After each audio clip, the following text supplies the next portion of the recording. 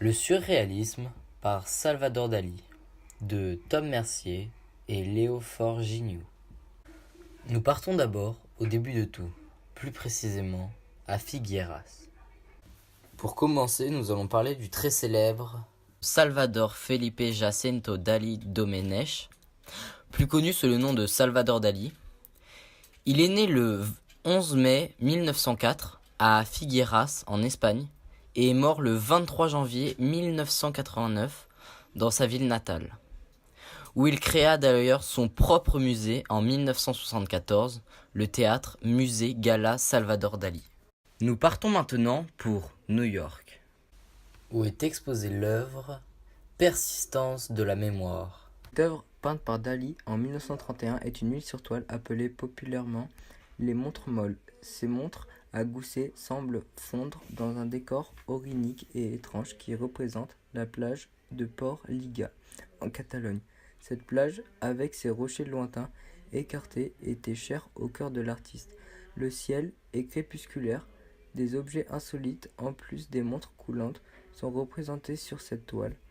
On retrouve le coin d'une table en bois et une autre montre, celle-ci rigide, attaquée par des fourmis, en plus d'un arbre qui semble surgir directement de la table et d'une étrange figure au centre du tableau. Cette figure est livide et possède un œil fermé avec de longs sourcils. Dali a eu l'idée de ces montres molles lors d'un dîner en regardant un camembert qui fondait sur un plateau. Les interprétations que l'on peut faire de cette œuvre peuvent diverger. Néanmoins, la symbolique de certains éléments mettent tous les experts d'accord.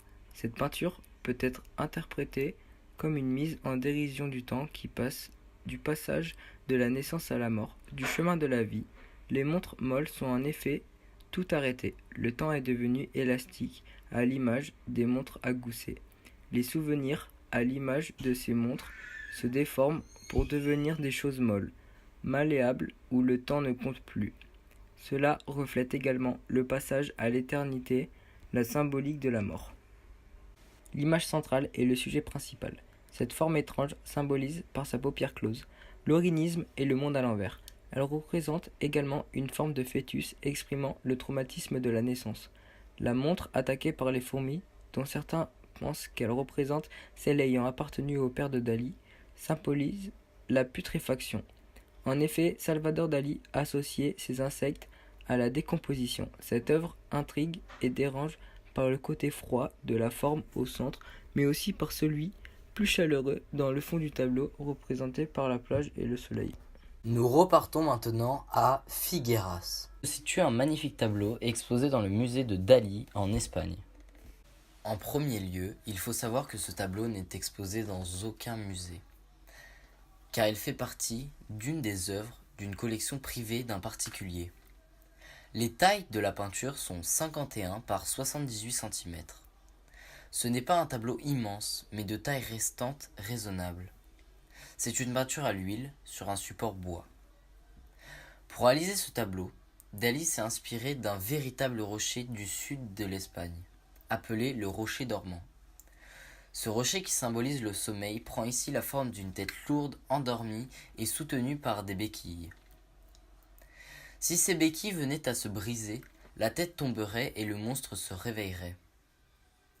Un peu comme lorsque nous sommes sur le point de nous endormir et que nous sommes réveillés en sursaut par la sensation de tomber brusquement dans le vide. À droite, on peut apercevoir la ville estivale, bien connue, qui surgit dans le rêve de Pierrot, de la France. À gauche, un chien appuyé sur une béquille ne dort que d'un œil, comme s'il surveillait le monstre mélancolique endormi. J'ai souvent imaginé et représenté le monstre du sommeil comme une lourde tête géante avec un corps filiforme, soutenu en équilibre par les béquilles de la réalité. Lorsque ces béquilles se brisent, nous avons la sensation de tomber. La plupart de mes lecteurs ont expérimenté cette sensation de tomber brusquement dans le vide, juste à la minute où le réveil va les gagner complètement. Réveillés en sursaut, le cœur agité par un tremblement convulsif, vous ne vous doutez toujours pas que cette sensation est une réminiscence de l'expulsion de l'accouchement. Ces paroles ne sont autres que celles de Dali, expliquant la signification de sa peinture par lui-même. La dernière escale est en Suisse, au musée Kunstmuseum, pour y retrouver la girafe en feu. J'aimerais vous faire partager cette œuvre de 1937 du brillant Salvador Dali, qui selon moi peut illustrer le fonctionnement humain ainsi que nos faiblesses durant un conflit. Nous pouvons observer deux femmes, dont une au premier plan et la seconde en arrière-plan, dans l'obscurité brandissant un poignard. Notons également la présence d'une girafe en feu au troisième plan. Cette femme du premier plan possède 8 tiroirs dont un dans sa poitrine. Elle semble être soutenue par des sortes de béquilles qui lui permettent de rester debout. Elle n'a pas d'œil et paraît vouloir avancer tel un aveugle en posant ses mains devant elle. Dali a peint cette œuvre durant son exil pendant la guerre civile espagnole. Elle symbolise le conflit sur sa terre natale ainsi que celui qui pourrait subsister en lui-même. Il s'agit d'une photographie du fonctionnement interne de l'être humain durant un conflit. La girafe en feu est une allégorie du conflit. Elle est le deuxième arrière-plan de l'œuvre et pourtant l'élément le plus important, d'où le titre de l'œuvre. Cette silhouette féminine bleue baptisée par Dali, la femme coccyx, tente d'avancer à l'aveugle sans voir la girafe enflammée derrière elle.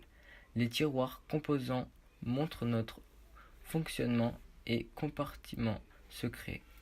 Les béquilles illustrent notre fragilité durant un conflit. Elles peuvent s'avérer plus nombreuses en réalité lorsque l'on observe la deuxième femme en arrière-plan. Cette même deuxième silhouette tient dans sa main un poignard symbolisant la souffrance et la destruction de son moi intérieur. Les personnes souffrent durant un conflit et peuvent même s'acérer de vrais coups de poignard. Confère le fatalisme fonctionne. La médiation permet aujourd'hui d'ouvrir ces tiroirs.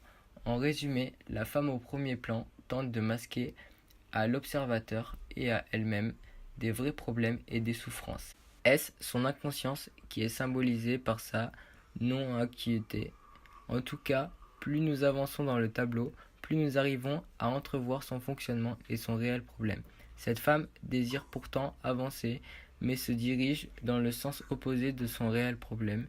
Il lui sera donc impossible de trouver une solution. Elle s'enferme et se déchire et pour finir souffre. Cette œuvre illustre parfaitement la médiation qui va amener la personne à prendre conscience de sa situation et de son fonctionnement et ainsi lui faire ouvrir les yeux sur une solution qu'elle aura élaborée. Voilà, il est déjà l'heure de rentrer, alors merci à tous de nous avoir écoutés. C'était peut-être pas le meilleur exposé du monde, mais on a fait de notre mieux, donc merci beaucoup.